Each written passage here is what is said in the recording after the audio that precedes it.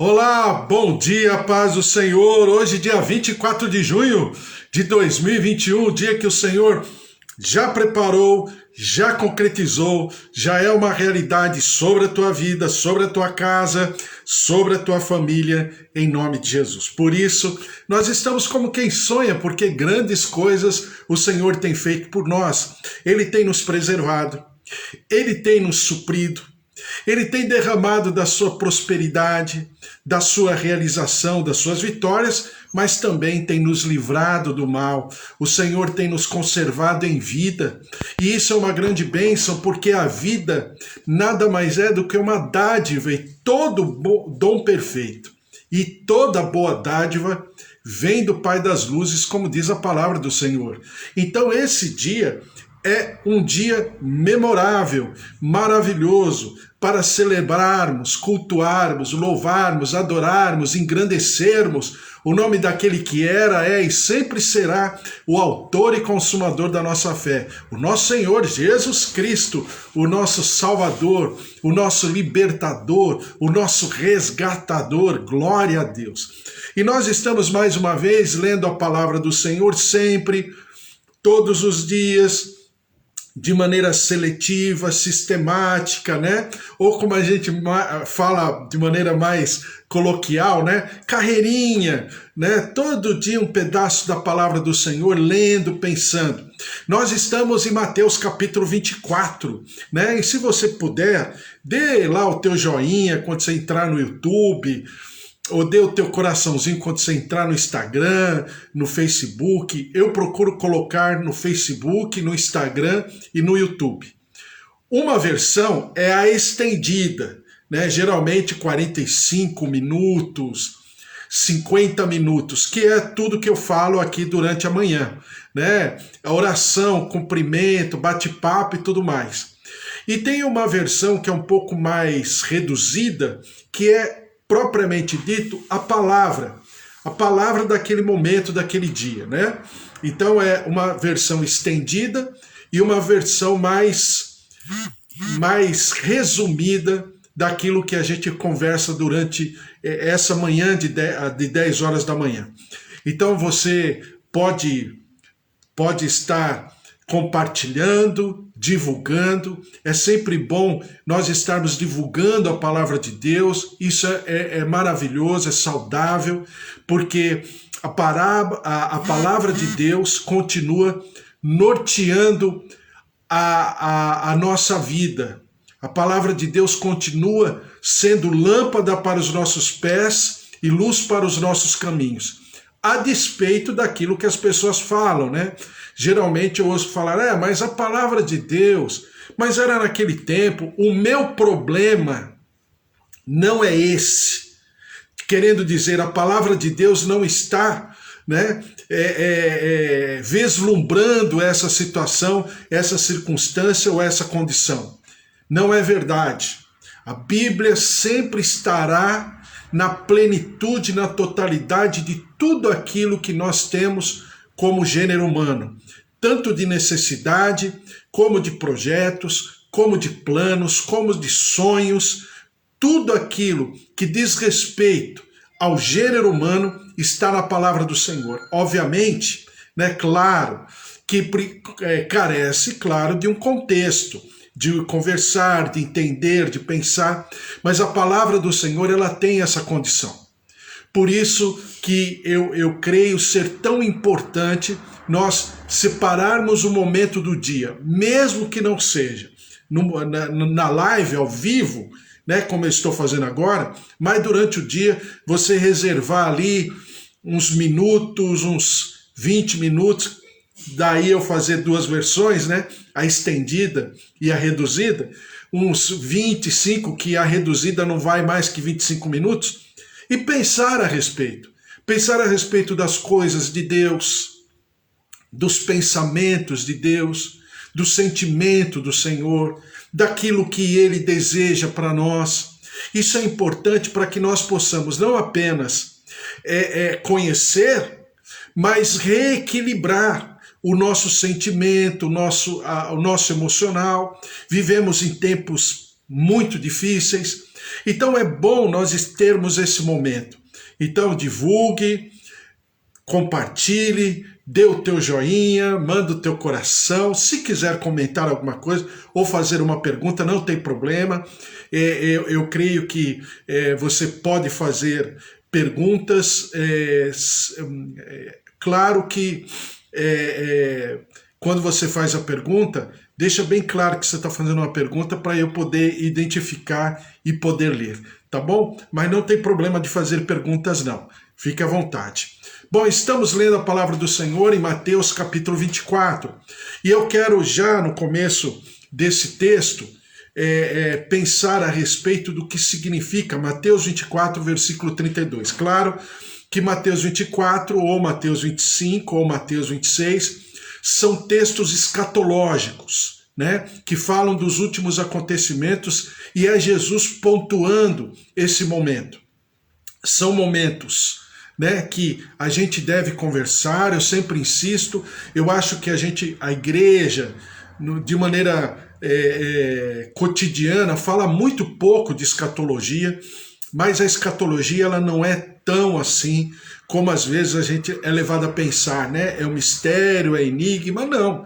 Ela na maioria, e principalmente, fica aqui a minha opinião, e principalmente na boa parte de toda a escatologia, há sim uma convergência de opiniões, viu? Não é porque existem os pré-tribulacionistas, os pós-tribulacionistas, ou os, como eu chamo, meso-tribulacionistas, que é um assunto só. É só sobre a tribulação. Se o povo de Deus estará durante a tribulação, se o povo de Deus será resgatado pelo Senhor no começo ou se será resgatado no final da tribulação. É só esse assunto. O restante, numa boa parte de todas as escolas, né, de teologia, elas convergem, elas concordam, né, de todos os assuntos e de todas as opiniões. Então também não é assim, aquela coisa de muita gente discutir. É que essa coisa da tribulação é um tema um tanto quanto sensível, porque como que um povo chamado povo do Senhor, escolhido do Senhor, pode ficar na tribulação? Ou melhor, outros falando, como é que um povo chamado povo de Deus, sendo que todo o povo de Deus, durante toda a história, participaram de situações de convulsões sociais, de invasões, e agora, vamos chamar assim, no último conflito, não estará presente. Então, é só essa opinião que há uma divergência.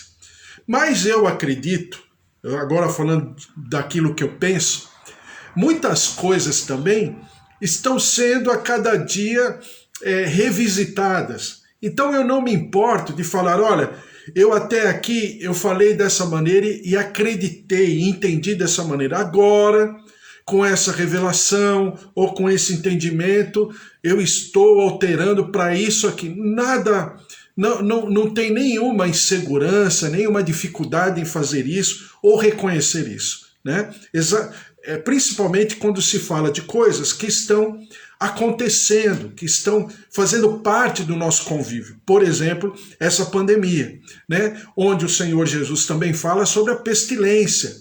E o que é a pestilência? É a epidemia, né? Ou a pandemia, quer dizer, uma coisa que é uma ação globalizada, onde muitos sofrem os resultados dessa infecção e tudo mais. Então, é claro que nós estamos vivendo num momento crítico, num momento de convulsão social por uma série de razões, porque não bastasse a pandemia, tem os resultados dessa pandemia por toda a nossa sociedade, né? Seja no aspecto profissional, financeiro, material, de recursos, de projeto para o futuro, uma série de coisas. Mas em tudo isso, o Senhor sempre diz, e eu sempre coloco com você o seguinte, de que aquele que pertence ao Senhor, ele não depende de uma história, de um destino, de uma circunstância.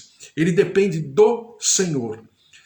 E no altar do Senhor não tem qualquer coisa que faça sombra aos planos e os projetos de Deus sobre a nossa vida, sobre a nossa casa e a nossa família. Bom, Mateus capítulo 24, vamos ler Mateus capítulo 24, versículo 32, que diz assim: Aprendei, pois, a parábola da figueira. Quando já os seus ramos se renovam e as folhas brotam, sabeis que está próximo o verão. Assim também vós, quando virdes todas estas coisas, sabeis que está próximo as portas. Em verdade vos digo que não passará esta geração sem que tudo isto aconteça. Bom, sempre em muitas escolas teológicas a respeito desse assunto, existem algumas interpretações e elas não se conflitam. Na maioria das vezes ela até se, vamos chamar assim, ela se ajustam, né? Uma compondo a outra. Mas o que diz o texto aqui a respeito e o que falam a respeito disso? Então, vou repetir. Em verdade vos digo que não passará esta geração sem que tudo isto aconteça. Passará o céu e a terra, porém as minhas palavras não passarão. Bom, uma das escolas diz o seguinte: não passará essa geração é quando o Senhor Jesus está falando de um povo, principalmente, e claro que sempre, eu sempre falo isso para você, Jerusalém, templo, né, Israel é o termômetro do mundo. E é o termômetro dos acontecimentos. Ainda que esteja acontecendo numa região localizada, até mesmo pequena, né? Israel não é um território tão grande. Hoje lá habitam por volta de 9 milhões, quando muito 9 milhões e meio de habitantes naquela região. Então é um território, nos moldes de hoje, até um território, né, para um país, um território pequeno. Mas por que o termômetro? Porque tudo ali o Senhor usa como se fosse, desculpe falar assim, eu não estou falando de maneira pejorativa, mas é como se fosse um laboratório, em termos de gênero humano, em termos de cultura, de uma série de razões. Para você ter uma ideia, eu sempre falo isso para você, que não é por acaso que, vamos dizer, mais de 70%, 80% dos prêmios Nobéis, não sei se é esse, se eu estou falando plural certo, mas você está me entendendo, de prêmio Nobel, a maioria é distribuída e é destacado o povo judeu, seja na área da ciência, seja na área da tecnologia, seja na área da física, seja na área até de terapia, de uma série de coisas, né? Então você tem o povo judeu como sendo um povo destacado no mundo inteiro. Não, eu não creio que há um dia que em algum jornal no mundo alguém não esteja falando, divulgando ou sublinhando alguma coisa que alguém do povo judeu não tenha feito, seja em que área for, né? Então é verdadeiramente um povo que tem uma identidade muito forte, não importa se é judeu da região de Israel ou se é judeu até mesmo nascido em outro lugar, em lugares distantes, que ele deixa de ser judeu. Então é um povo que tem uma identidade muito forte. Isso sem sombra de dúvida. Mesmo com toda a perseguição, um povo que fala de paz, um povo que tem na sua terra a sua capital, vamos dizer assim, a sua capital histórica. Não é a capital, né, administrativa, política, que não é Jerusalém, né? Mas em termos históricos, a capital é Jerusalém. E é como aqui no Brasil, você tem uma capital administrativa, é Brasília. Mas a capital mesmo, romântica, histórica, onde tudo acontece, que é também um balão de ensaio para todo o Brasil, é o Rio de Janeiro. Quer queiramos ou não, é o Rio de Janeiro. Não é porque por decreto, em 1959, 1960, se tornou capital, né, a Brasília, que o Rio de Janeiro tenha deixado de ser a capital romântica, a capital histórica, a capital de fato do Brasil.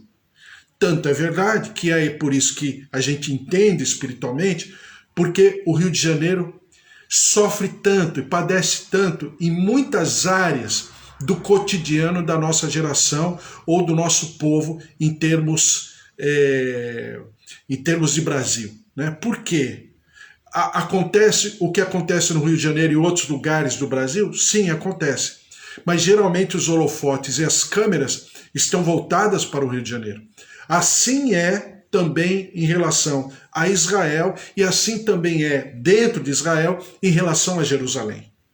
Então é um povo destacado, é um povo que não tem como, durante toda a sua existência, toda a sua história, que não tenha um dia que alguém no globo terrestre não esteja falando de um judeu, por aquilo que ele fez, daquilo que ele atuou, por aquilo que ele realizou, em várias áreas, em várias situações e facetas da sociedade mundial.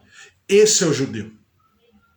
Mas também, do outro lado, é o povo que mais rejeitou a Jesus Cristo. Nós lemos ontem em Lucas, eu não vou ler mais o texto, mas nós lemos ontem que o povo falou de maneira audível para todos ouvirem: nós não o queremos como rei. Então é o povo que rejeitou o rei prometido, o Yeshua e a Mashiach, né? O Jesus Cristo, Jesus Messias.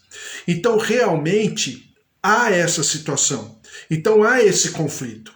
Conflito esse que, pelo que a gente entende na palavra, é um povo que sofre por causa disso. Fala tanto de paz e vive tão pouca paz no cotidiano, no dia a dia, por uma série de razões.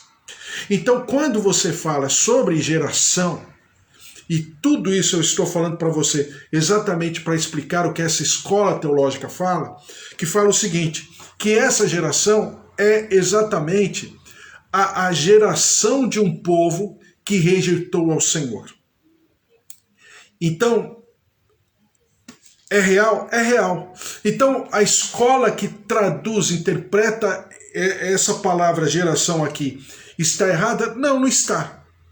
Agora também tem aqueles que interpretam isso de uma maneira um pouco mais literal, mais didática. Por quê? Em verdade vos digo que não passará esta geração sem que tudo isto aconteça. Por quê? Porque Jesus está respondendo a duas perguntas, que nós já falamos bastante a respeito, que é Mateus capítulo 24, versículo 1 e Mateus 24, versículo 3. Tendo Jesus saído do templo, ia se retirando quando se aproximaram dele os seus discípulos para lhe mostrar as construções do templo. Ele, porém, lhes disse: não vedes tudo isto?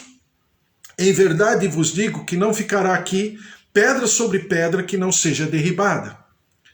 No Monte das Oliveiras achava-se Jesus assentado quando se aproximaram dele os discípulos em particular e lhe pediram: dize-nos quando sucederão estas coisas e que sinal haverá da tua vinda e da consumação do século. Já falei para você que consumação do século fica melhor interpretado como consumação de uma era, consumação de um ciclo, consumação de uma estação, né? Para não ir para uma tradução que eu não creio ser a melhor, quando diz fim do mundo, final dos tempos. Parece que o mundo vai implodir, né? Não é essa figura. Tá? Então é final de uma era. Então você percebe o quê? Que Jesus está falando geração de maneira bem mais didática, bem mais, vamos dizer assim, bem mais pé no chão, né? No sentido de não ter muita que interpretar, que é o seguinte: não passará essa geração. Por quê? Porque nós estamos aqui, junto com Jesus, junto com os discípulos, mais ou menos no ano 35 depois de Cristo. Aí você vai falar, ué, mas Jesus aqui não tem no máximo 33 anos? Mas tem essa, vamos dizer, essa pequena diferença de 3, 4 anos. Qualquer dia depois eu explico quando, por exemplo, eu falar das 70 semanas de Daniel. Mas já vou falar agora. É que o ano para o judeu, o ano nesse momento é de 360 dias. Enquanto para nós, no calendário romano, ou gregoriano, é 365 dias. Então daí ter uma pequena diferença. Uma outra coisa que realmente houve quando na historicidade dos acontecimentos se percebeu que havia realmente uma diferença de 4, 5 anos. Então tá bom. Então, voltando aqui. Jesus está aqui no ano 35 depois de Cristo. Tá? Jesus está por encerrar. Mais 2 dias, Jesus vai para a cruz do Calvário. Então Jesus está mais ou menos aqui no ano 35, 36. A destruição do templo de Jerusalém se deu no ano 70. Então entre ano 35 e ano 70, não dá uma geração, não dá 40 anos. Então Jesus está falando de uma maneira mais didática para a escola que entende dessa maneira, que de maneira mais visível, mais fácil de entender, é que Jesus está se referindo exatamente a essa geração. Quando você vai para uma interpretação um tanto quanto mais profética, e eu tenho o texto aqui, Deuteronômio, capítulo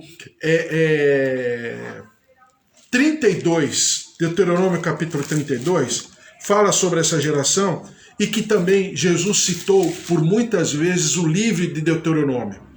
Deuteronômio significa a outra lei, não no sentido de falar que é uma segunda lei em relação à primeira lei, que é a lei de Números, de Levíticos, de Êxodo. Deuteronômio seria o resumo de toda a obra ministerial de Moisés junto ao povo. Então tem o 5º livro de Moisés chamado Deuteronômio.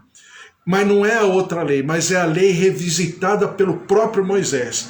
É a lei que ele já havia ensinado no livro de Levíticos, Números, Êxodos, agora ele está revisitando. Então, Deuteronômio. E chega nesse texto aqui de Deuteronômio capítulo 32, versículo 5, o seguinte: procederam corruptamente contra ele, já não são seus filhos, e sim suas manchas. Aí Moisés fala também de geração, no mesmo sentido da palavra que Jesus está falando lá em Mateus 24, geração. Diz assim: é geração perversa e deformada. É assim que recompensas ao Senhor, povo louco e ignorante. Não é ele o teu pai que te adquiriu, te fez e te estabeleceu? Lembra-te dos dias da antiguidade, atenta para os anos de gerações em gerações.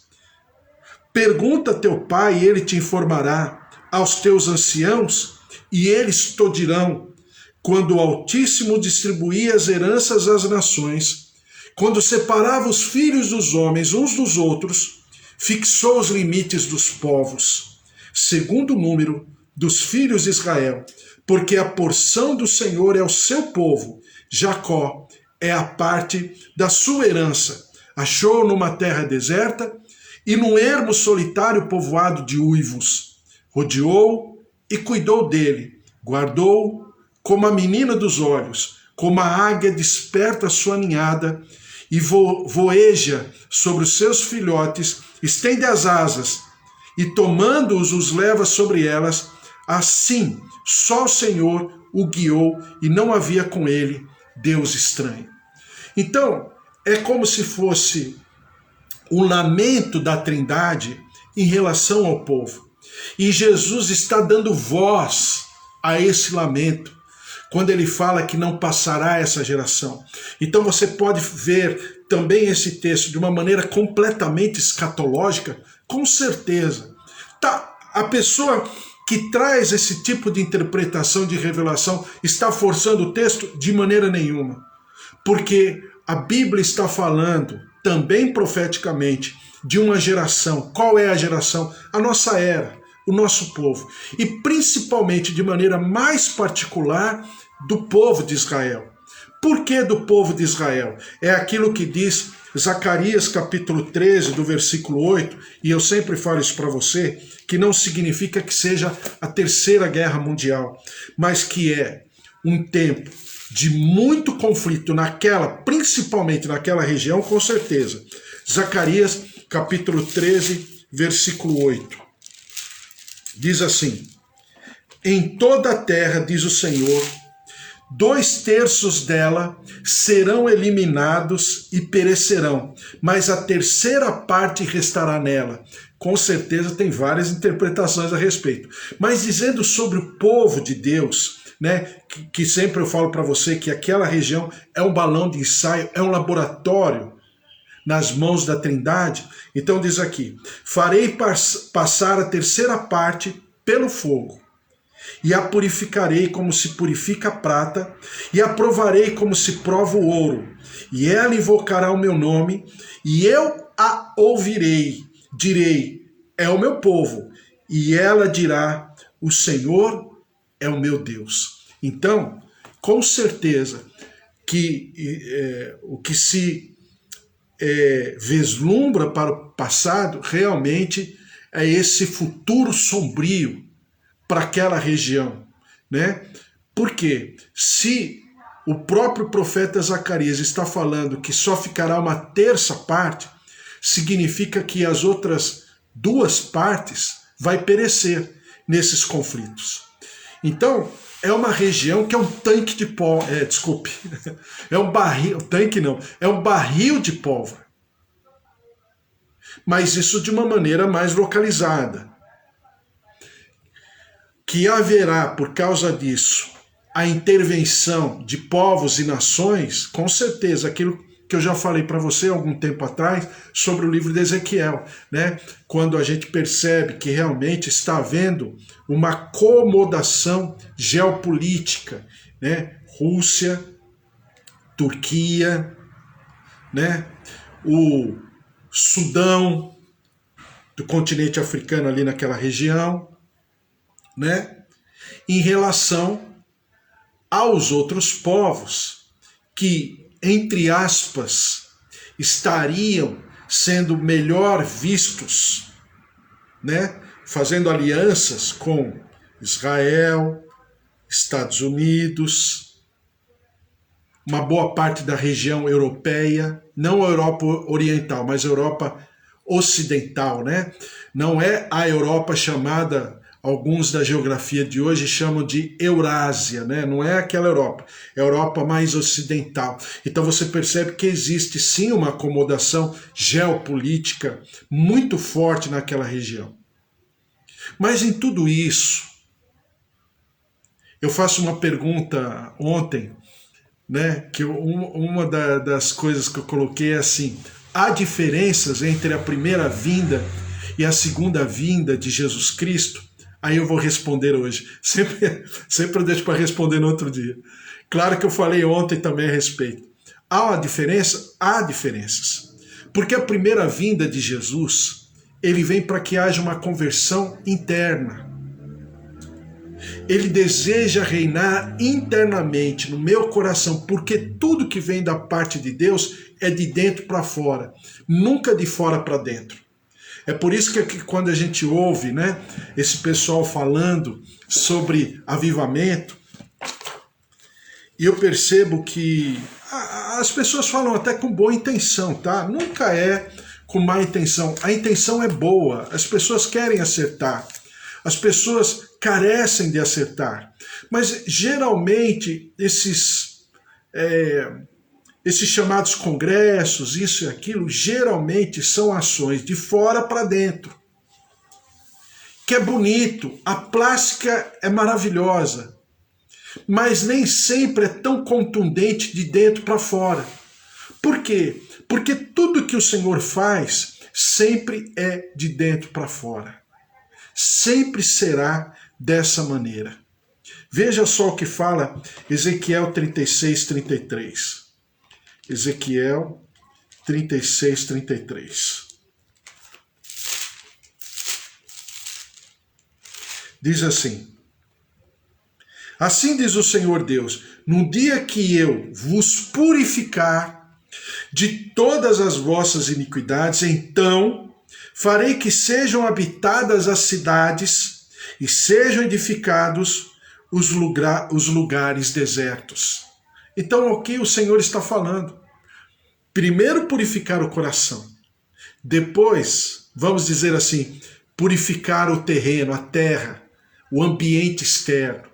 Mas a partir de uma alteração, uma transformação interna. Então, há diferenças entre a primeira vinda e a segunda vinda de Jesus? Há. Qual é a diferença? Que a primeira vinda, ele vem para ser rei do nosso interior, do nosso coração. É por isso que a Trindade deseja tanto habitar no meu e no teu coração. É por isso que a Bíblia fala em tantos textos que nós somos santuários de Deus, somos templo do Espírito Santo e o Senhor Jesus habita no nosso coração. Por quê? É sempre uma revolução. É revolução? Com certeza, mas é uma revolução de dentro para fora. Então a primeira vinda é para o Senhor Jesus reinar, se nós quisermos, reinar no nosso interior. A segunda vinda é para ele reinar sobre as nações. É fácil de entender por quê. Não é difícil. O Senhor Jesus não está interessado numa ação externa. Olha, eu vou tomar conta, agora todos terão que me servir. Ele não precisa disso. Aliás, ele nunca quis isso. Já diriam os antigos pastores o seguinte: tantos homens durante toda a história da humanidade quiseram ser Deus, mas somente um Deus não quis ser Deus, mas quis ser homem. E assim procedeu. É exatamente esse é o nosso Senhor. Esse é o nosso Salvador. Que se faz pequeno, que se faz fraco. Um Deus que se propõe morrer por você e por mim. Então, quando a gente fala de escatologia, essa escatologia ela tem que ser percebida e sentida dessa maneira. Porque quando eu falar para você entre a 79ª semana, né? 69ª semana, ou seja, a semana 69, para a semana 70 de Daniel, você vai perceber que tem um hiato. Pelo menos eu acredito assim, tem um hiato. É fácil de entender as 70 semanas de Daniel, não é difícil. Mas você vai perceber que tem um hiato. Por que esse hiato? Qual a razão? A impressão que dá que interrompe na semana de número 69 para a semana 70. Tem um grande ato. E creio eu que nós estejamos vivendo exatamente essa semana, esse ato. Por quê? Porque é o hiato, é o espaço da misericórdia, é o espaço da graça, é o espaço que o Senhor está te chamando, te invocando e se derramando diante de você, o grande Deus poderoso e maravilhoso, que poderia assim, no piscar dos olhos, acabar com tudo, mas não. Sabe por quê? Ele está aguardando o nosso posicionamento. Ele está aguardando a nossa conversão.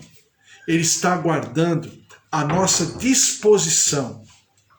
Como ele avisou o seu povo lá em Deuteronômio, que nós lemos agora há pouco: ó geração, se vocês soubessem quem é o seu Deus, em outras palavras, ele está dizendo, se vocês soubessem quem é o vosso proprietário, vocês não estariam assim.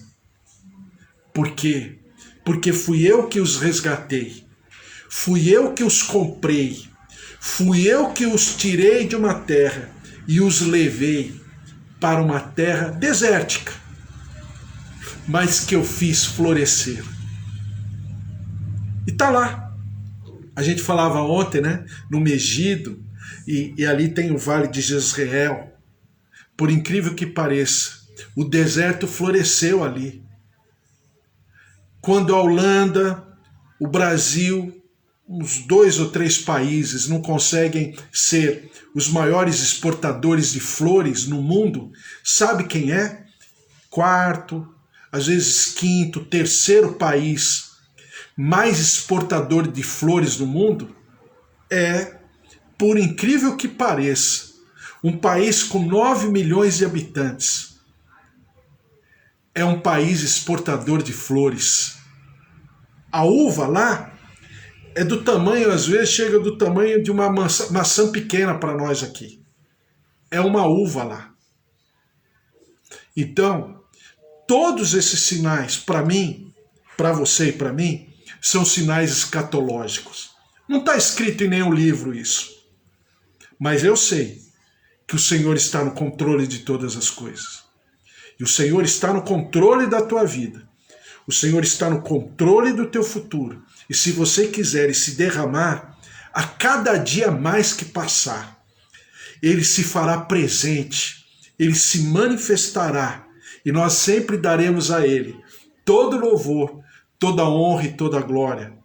Porque por Ele e para Ele e através dEle são todas as coisas, glórias a Ele, eternamente. Amém. Amém? Glória a Deus, vamos orar? Vamos nos derramar diante do Senhor? Glória a Deus, porque a Ele todo louvor, toda honra e toda glória. Vamos orar?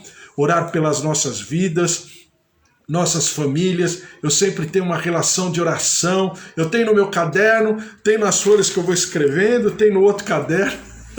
E sempre a gente está orando. Eu estou sempre orando por você, pela tua vida, pela tua casa, pela tua família, pelos teus queridos, em nome de Jesus. Então vamos orar e colocar tudo isso diante do Senhor. Por incrível que pareça, nós estamos falando sobre escatologia, mas falar de escatologia é falar da nossa vida com Deus, é falar da nossa esperança, é falar da nossa expectativa, é falar da nossa alegria, da nossa disposição em viver, em nome de Jesus. Vamos orar? Senhor nosso Deus, nosso Pai, eu te louvo e te agradeço por cada um que está aqui. O Alex, o Ricardo, meu grande amigo Ricardo, tantos anos, a Alzira, também a pastora Mara, a Jucimara que estão aqui, seus familiares, seus queridos, netos, filhos, genros, noras, meus tios, minhas tias, minha tia Rosália também, meu primo Alexandre, a glória, a presença, o poder, o mover do Senhor, ó Deus, meus pais, seu João, dona Dária, seu Toninho, dona Nadir, a glória, a presença, o poder, o mover do Senhor, todos que estão aqui, Amanda também, Vitor, Rogério, Dona Ana Maria, Iema, Dona Tereza, Ricardo, Leide, Brenda, Breno, Santiago, ó Senhor, em nome de Jesus, de maneira nominal, eu coloco Solange, Belinha, Murilo, Roberta, Pérola, Dominique, Lucas, Vanusa, Eduardo, Enzo, Maria Eduarda, também pastora Júlia e todos os seus queridos, amados, pessoal do seu trabalho, Nadivaldo, Mauro, Paulo, Eric, Gabriel, Douglas, Angélica, Cris, e Bagmar, João Paulo, Rafa, Mariana, Abraão, Irene Curcelli, Janaína, Nair Salles, Odair, o seu Luiz, o pai da psicóloga Gisele, também a tia Sede e a sua saúde, tudo, aqueles que estão ainda passando pela Covid-19, ó Deus, que a tua glória, a tua graça se derrame com poder de vida, de recuperação, de resistência imunológica interior, preservando, guardando, abençoando, trazendo da tua saúde, trazendo do teu bem-estar. Senhor, derrama-te sobre os nossos queridos pais, marido, esposa, avós, tios, sobrinhos, netos, filhos, genros, noras. Derrama-te, ó Deus, vem com a tua graça, move-te dos céus, toca com a tua cura, toca com a tua saúde, visita órgãos, visita, ó Deus, veias, artérias, coração, olhos, ouvidos, tireoide, células, circulação sanguínea, recebam a vida, receba o poder da vida, da saúde, em nome de Jesus. Senhor, derrama-te sobre o nosso Brasil, tem misericórdia do nosso povo, um povo sofrido, um povo desprezado, banalizado, usado como massa de manobra, Senhor, para os desejos mais escusos, mais corruptos desses gestores públicos. Senhor, tem misericórdia, principalmente prefeitos, governadores, pessoas, ó Deus, que deveriam estar numa outra posição, que deveriam estar, ó Deus, preservando e buscando preservar os seus cidadãos, e ficam aí, ó Deus, tem misericórdia. Por isso, derrama-te, ó Deus, derrama-te com teu poder, move-te dos céus, toca no nosso país, junto ao nosso povo, a nossa nação, essas famílias enlutadas, desesperadas, entristecidas. Senhor, em nome de Jesus, consola, conforta, derrama-te com a tua paz. Ó Deus, e nós te louvaremos, vem sobre a nossa terra, perdoa-nos como povo, como nação, sara a nossa terra, quebra as maldições, e nós daremos sempre ao Senhor todo louvor, toda honra e toda glória. Derrama-te sobre o teu povo que está aqui, nossa comunhão como igreja.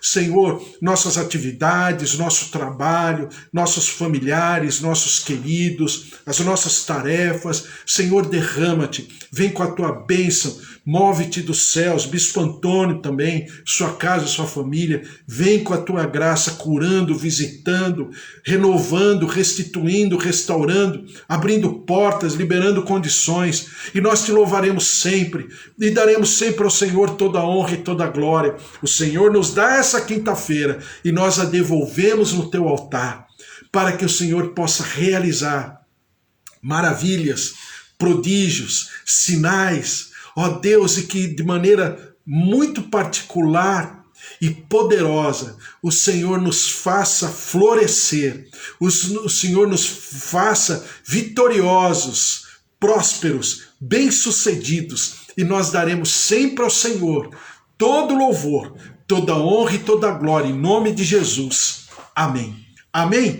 Glória a Deus, que o amor do Deus Pai Todo-Poderoso, que fez o céu e a terra, a vida vitoriosa em Jesus Cristo e as consolações do Espírito Santo da promessa estejam sobre a tua vida, a tua casa, a tua família, porque se Deus é por nós, quem será contra nós? Se o Senhor é o nosso pastor, de nada nós teremos falta. Um beijo para você, uma quinta-feira maravilhosa, amanhã sexta-feira às 10 horas, claro, estou de volta aqui, mas dê o teu joinha, compartilha, entra no YouTube, inscreva-se ali, entre no Instagram, entre no Facebook, faça da palavra do Senhor o teu cotidiano, e com certeza a obra do Senhor se manifestará cada dia mais sobre a tua vida, sobre a tua casa, a tua família, em nome de Jesus. Um beijo para você, até amanhã, uma super quinta-feira, hein? Fica na paz, tchau, tchau. Não se esqueça, amanhã 10 horas, tchau, tchau.